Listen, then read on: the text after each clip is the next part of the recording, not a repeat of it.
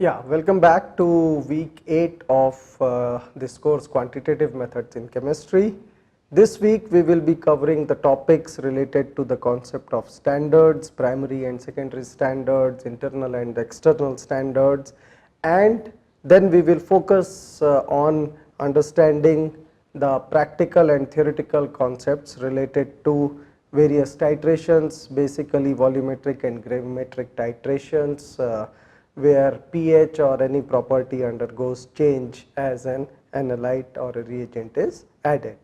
So let us get ahead with the concept of standards. So standard is any reference material that is used to calibrate our instrument response or the experiment with. So it is some sort of a reference, standard reference material that we use. So this standard can be of two types. We can consider a standard as a primary standard or a secondary standard. Similarly, a standard can be internal or external based on whether it is present within the sample or is externally employed. So let us quickly understand what is a primary standard. A primary standard is a pure compound. So obviously a standard has to be pure compound or a compound of high purity, and it is used as a reference material in volumetric titrations or any analysis. And the properties of this compound, the primary standard, dictates the accuracy of our titration. So we would want our primary standard to have certain desirable properties. And what are these desirable properties? So this compound should be available in highest purity, this goes without saying, and of course for practical considerations it should be available economically, it should be not very costly so that we can continue using it regularly. And another important aspect with regards to practical utilization of primary standards is their chemical stability under ambient conditions. So what we want specifically in our primary standards is that they should have a uniform composition, and this composition should not change upon storage. So let me mention that.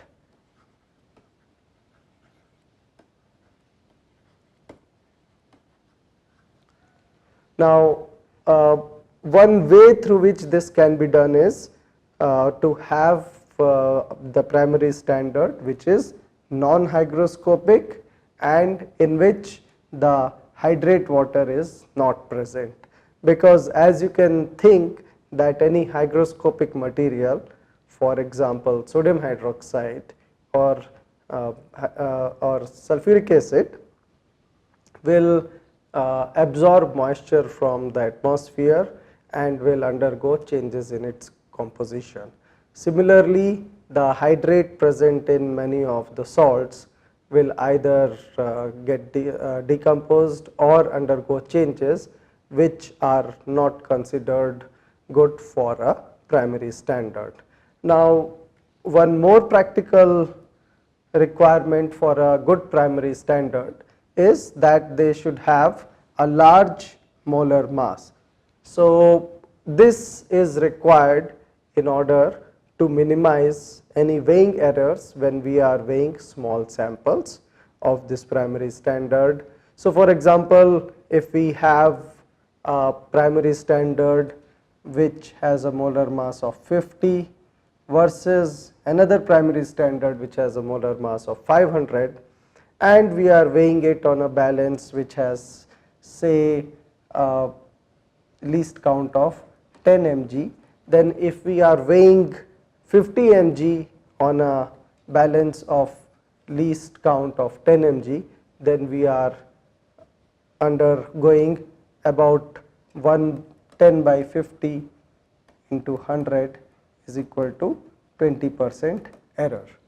Now that is a large error, but if the same if a different primary standard has the same mass as 500, then we see that the error reduces to only 2%. Now, of course, when we are undertaking titrations, we would want that our primary standard undergoes a quick reaction or the response that it generates is very rapid. Now, based on these criteria, the IUPAC Gold Book has come up with a definition of a primary standard, and it says that a primary standard is a substance of known high purity which may be dissolved in a known volume of solvent to give a primary standard solution, and this solution is what we will use in our titrations. The term secondary standard, according to the same IUPAC Gold Book, can be applied to a substance whose active agent contents have been found by comparison against a primary standard. So, for a secondary standard, we need to utilize a primary standard for making a standard solution. What are the examples of primary standard? Oxalic acid, sodium carbonate, potassium hydrogen phthalate. These are three examples of chemical compounds which are considered primary standards based on the properties that we have enlisted here. And similarly, secondary standards are compounds such as sodium hydroxide, potassium permanganate or sulfuric acid for the reasons that were enlisted in our previous discussion. Mainly, these compounds are either hygroscopic or undergo compositional changes upon storage, which implies that they cannot be used as primary standards. Now, let us look at what do we mean by an internal standard. An internal standard is a known compound. It is different from the analyte of our interest, and it is added to an unknown sample as a reference material. So, in other words, the internal standard becomes part of the unknown sample as a reference. A very common example for an internal standard is the tetramethylsilane, which is abbreviated as TMS, which is added in small amounts to NMR solvents as internal reference. For example, this is the NMR spectrum of this particular compound, and you can see the TMS peak is shown here at a position of 0.0. So, the resonance peak from the sample are referenced relative to the resonance arising from the TMS internal standard. So, the TMS internal standard is set as a reference value of 0, and all the peaks of the sample are referenced relative to it. So, why this is to be done? This is to be done because this process minimizes the differences in the magnetic fields of different instruments, and it provides a common scale to compare the resonance peaks with.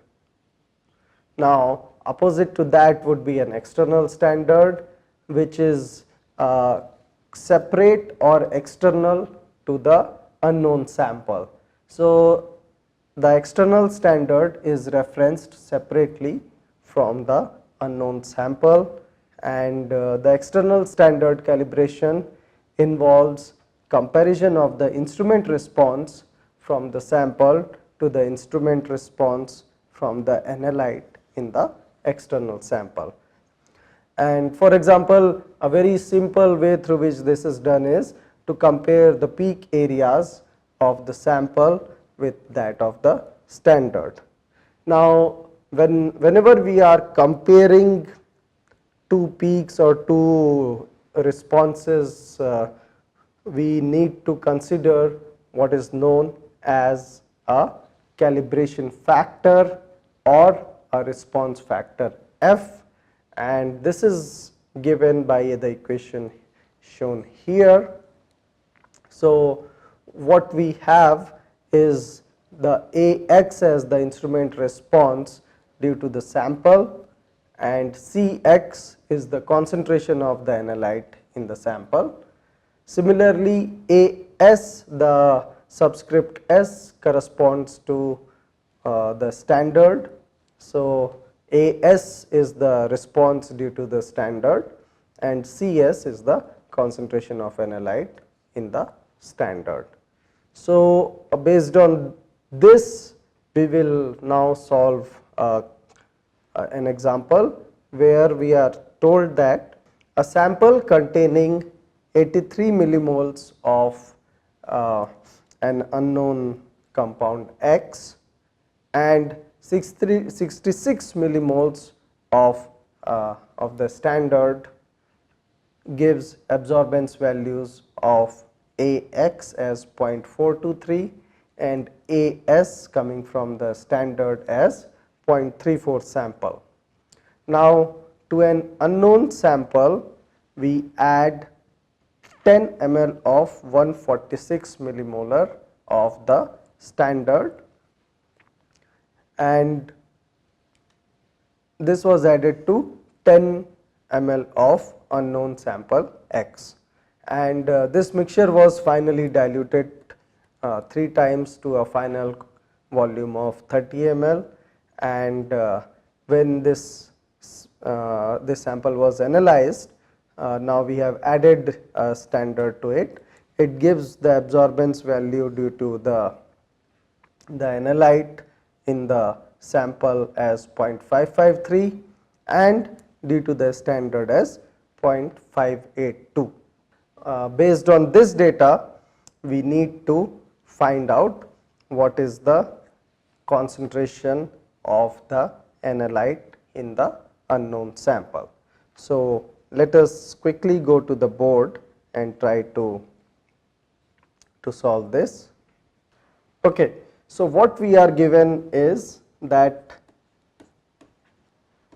Ax by Cx is equal to the response factor into absorbance due to the standard divided by concentration of the standard, and in the initial phase we are given that Ax is equal to 0.423, and when the concentration is 83 millimoles, and we do not know at this point the F value, so that is what we will calculate. The absorbance due to the standard was coming as 0.347, and the concentration of the standard was 66 millimoles. So when we solve this out, we get an F value of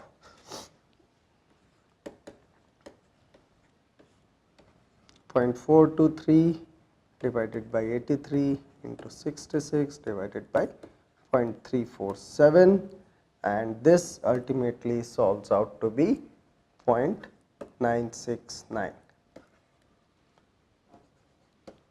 Now in the next step, we had the concentration of the standard as 146 millimoles of 10 ml finally diluted to 30 ml, and this turns out to be 48.67 millimoles, and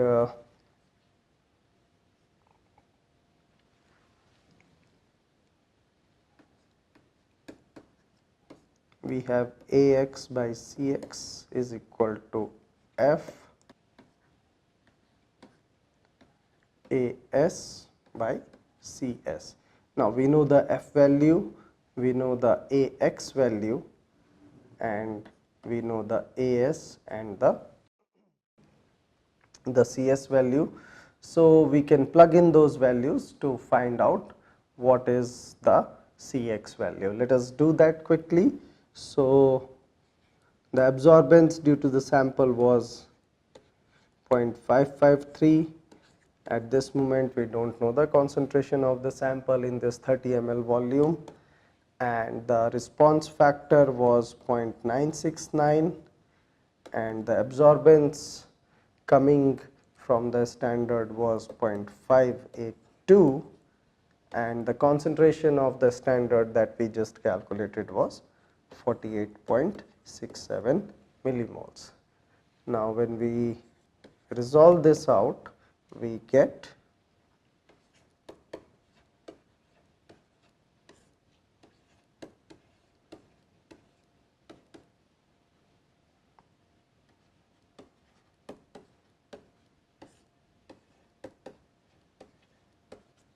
this, and finally when we solve this out, this turns out to be Cx is equal to 47.72 millimoles.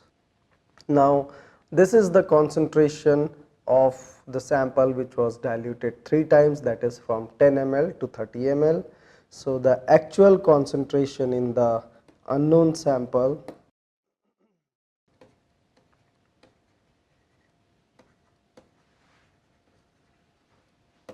is equal to 47.72 into 3 is equal to 143 millimoles. So here we see how we have utilized the response or the signal coming from our standard and compared that with the response coming from an unknown sample to calculate the concentration of the analyte in the unknown sample. Now let us go back to the presentation, start talking about titrations. So as all of you must be aware that in a titration what we need to do is to take a standard solution and that is added to an unknown solution which is taken in an Erlenmeyer's flask or a conical flask, and the standard solution is added gradually, and the change in the property of the reaction mixture or the solution is monitored during this addition. And what is observed is that at or near the equivalence point, say the acid and base concentrations are similar, we observe the sharpest changes in the property. And some of the properties that can be easily monitored are the pH of the sample or the potential of the sample or using the gravimetric titration. So what are our requirements with regards to the standard solution? We want our standard solution obviously to be chemically stable in the conditions in which the titration is being performed, and we want a quick reaction or a fast reaction to happen between the standard solution and the analyte of interest. For example, when we add acid and bases, the reaction is generally very fast. So this obviously becomes a very commonplace example of undertaking titrations. However, in case the reaction is sluggish, for example, when we are taking weak acids or weak bases, sometimes heating may be utilized to accelerate the reaction between the analyte and the standard solution. Now we also need that the reaction between the analyte and the standard goes to a completion with satisfactory endpoints. That means the reaction should be in some senses stoichiometric, and we should have a clear endpoint, and the endpoint should be noticeable through a change in property. And finally, we should have a balanced equation through which we can describe the reaction between the analyte and the standard. Again, acid base reactions are the most straightforward examples of reactions where the analyte and the standard undergo stoichiometric reaction, which can be explained by a balanced equation.